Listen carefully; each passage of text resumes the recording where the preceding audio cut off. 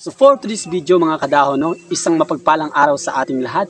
So unang-una, kino-congrats ko nga pala yung mga na-invite sa content monetization. So kung isa ka din sa nabigyan na ng content monetization at ito ay available na para sa sit-up, i-sit up mo na.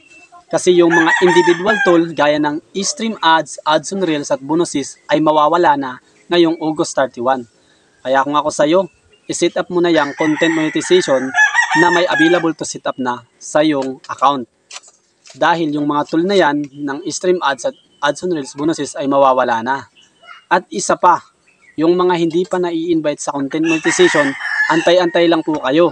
Kasi meron din namang sinasabi si Meta, tulad niyan, pakibasa nyo na lang, na sinisigurado naman talaga ng kanilang team na ang lahat ay mai-invite sa content monetization.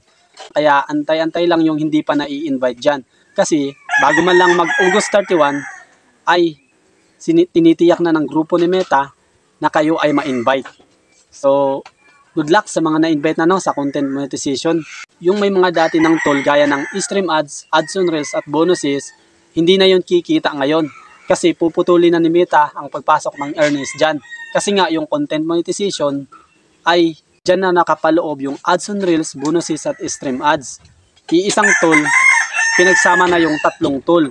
Kumbaga sa 3-in-1 na siya. Kaya wag na kayong mabahala.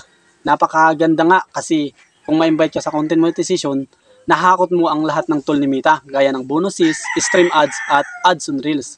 Kasi dyan na siya nakapaloob sa content monetization.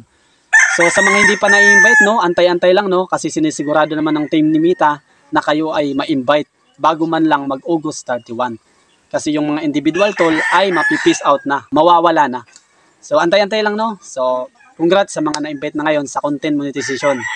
So hanggang dito na lang, no. Maraming salamat. At sana patuloy nyo pa rin akong suportahan. Muli, ako nga pala si CG Comedian Vlogs. Salamat!